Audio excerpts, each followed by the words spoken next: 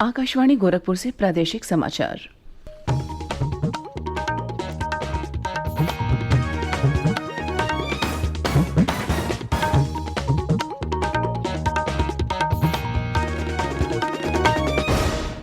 नमस्कार, समाचार बुलेटिन के साथ में शिवानी अरोरा। पहले मुख्य समाचार। प्रधानमंत्री नरेंद्र मोदी ने 35 राज्यों और केंद्र शासित प्रदेशों के लिए 35 पीएसए ऑक्सीजन संयंत्र राष्ट्र को समर्पित किए। कहा, सरकार का लक्ष्य हर जिले में कम से कम एक मेडिकल कॉलेज और हर राज्य में एक एम्स की स्थापना करना है। प्रदेश सरकार टोक्यो पैरालंपिक में भाग लेने वाले देश के सभी खिलाड़ियों का करेगी सम्मान। मुख्यमंत्री योगी आदित्यनाथ ने कहा, राज्य सरकार दिव्यांगों को हर प्रकार की सहायता करा रही है उपलब्ध। लखीमपुर खीरी हिंसा मामले में पुलिस ने 2 लोगों को गिरफ्तार किया। मामले की जांच के लिए एक सदस्यीय आयोग का किया गया गठन। और प्रदेश में कोविड टीकाकरण का कार्य तेजी से चल रहा है। अब तक 11 करोड़ 21 लाख से अधिक लोगों को लगाया गया टीका। स्वतंत्रता की 75वीं वर्षगांठ पर आजादी का अमृत महोत्सव के अंतर्गत सरकार अनेक गतिविधियों का आयोजन कर रही है। इसी क्रम में प्रादेशिक समाचार एकांश आकाशवाणी गोरखपुर ने विशेष प्रश्नोत्तरी कार्यक्रम शुरू किया है। इसके तहत हर सप्ताह बृहस्पतिवार को प्रादेशिक समाचार बुलेटिन में श्रोताओं से देश के स्वाधीनता संग्राम और उसके गौरवशाली इतिहास पर एक प्रश्न पूछा जाता है। कल के क्विज में हमारा प्रश्न था, राजा राम मोहन राय को राजा की उपाधि किस मुगल बादशाह ने दी थी? सही जवाब है, राजा राम मोहन राय को मुगल बादशाह अकबर शाह द्वितीय ने राजा की उपाधि दी थी और उन्हें अपना प्रतिनिधित्व करने के लिए इंग्लैंड भेजा था। राजा राम मोहन राय वर्ष 1833 में इंग्लैंड गए थे। इस प्रश्न का सबसे पहले सही उत्तर भेजा है नहरबाग अयोध्या जिले की आश्री शाह ने। आकाशवाणी की ओर से आश्री शाह को बहुत बहुत बधाई।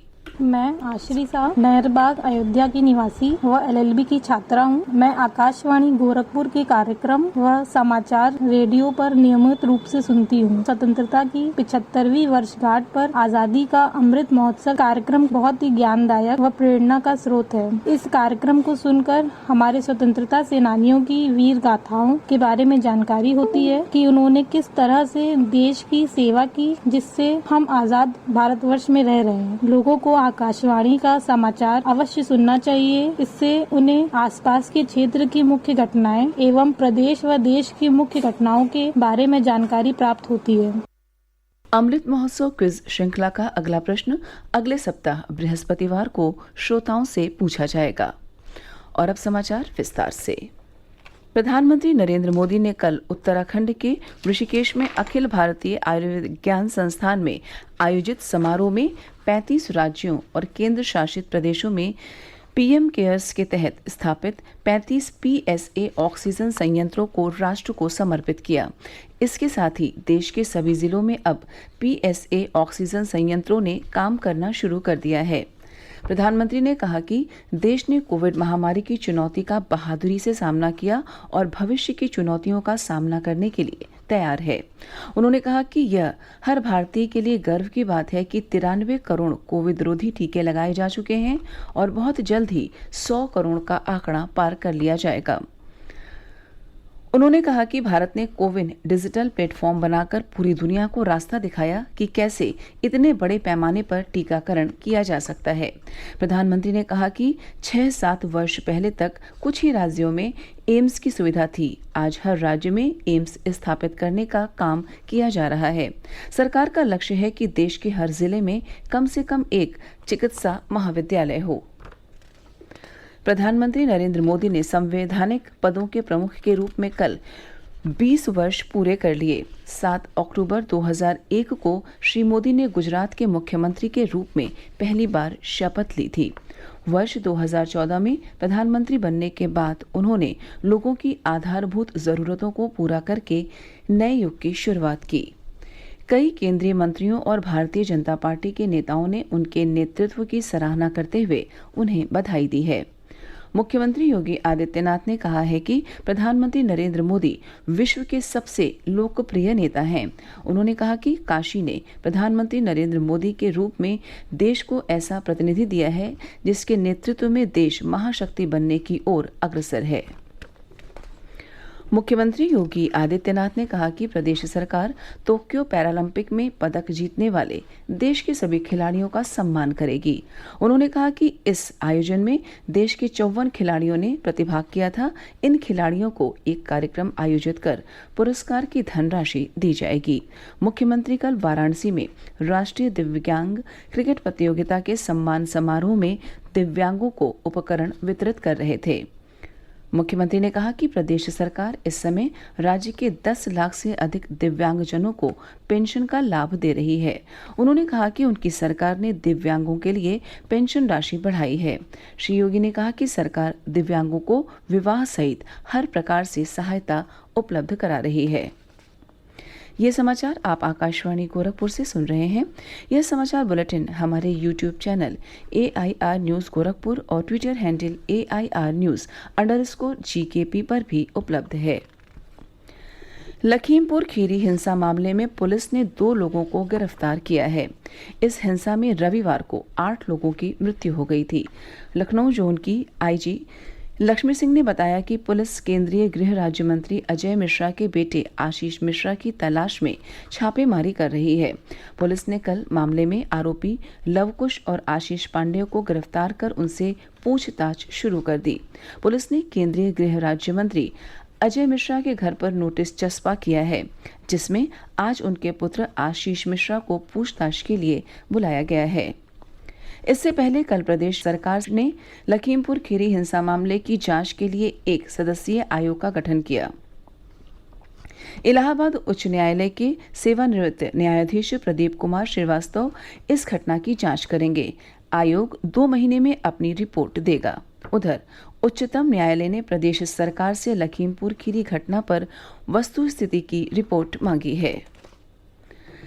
प्रदेश में कोविड टीकाकरण का कार्य तेज गति से चल रहा है। एक दिन पूर्व राज्य में 4 लाख से अधिक कोविड रोधी टीके लगाए गए। अब तक 11 करोड़ 21 लाख से अधिक लोगों को टीका लगाया जा चुका है। इस बीच प्रदेश में एक दिन पूर्व कोरोना संक्रमण के 15 मरीज मिले, जबकि इस दौरान 12 रोगी ठीक हुए। राज्य में सक्रिय मामलों की संख्या 152 है। बाराबंकी जिले में कल एक भीषण सड़क दुर्घटना में 14 लोगों की मृत्यु हो गई, जबकि 30 से अधिक लोग घायल हो गए। यह दुर्घटना बाराबंकी के किसान पथ पर बाबुरी गांव के निकट पर्यटकों को ले जा रही बस के एक ट्रक से टकराने से हुई। दिल्ली से बहराइच आ रही इस बस में लगभग 70 लोग सवार थे। मुख्यमंत्री योगी आदित्यनाथ ने मृतकों के परिजनों को 2-2 लाख रुपए और घायलों को 50-50 हजार रुपए की अनुग्रह राशि देने की घोषणा की है। राष्ट्रपति रामनाथ कोविंद और प्रधानमंत्री नरेंद्र मोदी ने भी हादसे में मरने वाले परिवारों के प्रति संवेदना व्यक्त की है। प्रधानमंत्री ने मृतकों के परिजनों को PM राष्ट्रीय राहत कोष से 2-2 लाख रुपए और घायलों को 50,000 रुपए की अनुग्रह राशि देने की घोषणा की है। नवरात्रि का पर्व धार्मिक श्रद्धा और उल्लास के साथ शुरू हो गया है। प्रदेश भर में श्रद्धालु आज दूसरे दिन देवी दुर्गा के स्वरूप ब्रह्मचारिणी की उपासना कर रहे हैं। मिर्जापुर के मां विंध्यवासिनी मंदिर में बड़ी संख्या में श्रद्धालु दर्शन के लिए पहुंच रहे हैं। गोरखपुर में मुख्यमंत्री और गोरक्ष पीठाधीश्वर योगी आदित्यनाथ ने कल गोरखनाथ मंदिर में विधिवत पूजन कर कलश स्थापना की। वाराणसी में शारदीय नवरात्रि पर पहली बार नवरात्रि महोत्सव का आयोजन किया जा रहा है। महोत्सव का उद्देश्य पर्यटकों को आकर्षित करने के साथ साथ स्थानीय कलाकारों को मंच प्रदान करना है। बलरामपुर जिले में देवीपाटन शक्तिपीठ पर शारदीय नवरात्रि के पहले दिन से ही देश के विभिन्न भागों और पड़ोसी देश नेपाल से बड़ी संख्या में श्रद्धालु पहुंचकर माता का दर्शन पूजन कर रहे हैं। श्रद्धालुओं की सुगमता के लिए पूर्वोत्तर रेलवे की ओर से Gonda via Tulsipur Gorakhpur rail line पर मेला स्पेशल ट्रेन भी चलाई जा रही है। अयोध्या की रामलीला का प्रसारण इस वर्ष भी दूरदर्शन समेत सोशल मीडिया प्लेटफॉर्म पर प्रतिदिन शाम 7 बजे से रात 10 बजे तक किया जा रहा है। फिल्म जगत के कई प्रसिद्ध कलाकार इसमें मुख्य भूमिका निभा रहे हैं। पिछले वर्ष 16 करोड़ से अधिक लोगों ने टीवी और वर्चुअल माध्यम से अयोध्या की रामलीला देखी थी। और अंत में इस बुलेटिन के मुख्य समाचार एक बार फिर। प्रधानमंत्री नरेंद्र मोदी ने 35 राज्यों और केंद्र शासित प्रदेशों के लिए 35 PSA ऑक्सीजन संयंत्र राष्ट्र को समर्पित किए। कहा, सरकार का लक्ष्य हर जिले में कम से कम एक मेडिकल कॉलेज और हर राज्य में एक एम्स की स्थापना करना है। प्रदेश सरकार टोक्यो पैरालंपिक में भाग लेने वाले देश के सभी खिलाड़ियों का करेगी सम्मान। मुख्यमंत्री योगी आदित्यनाथ ने कहा, राज्य सरकार दिव्यांगों को हर प्रकार की सहायता करा रही है उपलब्ध। लखीमपुर खीरी हिंसा मामले में पुलिस ने 2 लोगों को गिरफ्तार किया।